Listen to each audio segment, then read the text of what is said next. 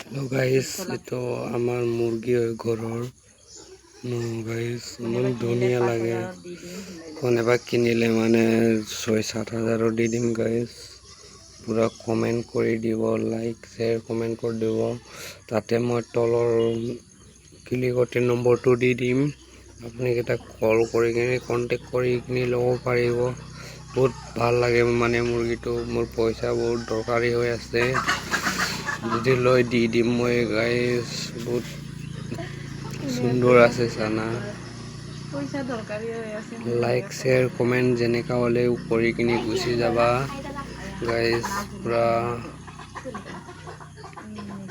আমাৰ ঘৰৰ হয় ন গাইস, ইমান ধুনীয়া লাগে মুৰ্গীটো চাই কিনি গাইস, কি ক'ম আৰু বহুত ভাল লাগিছে।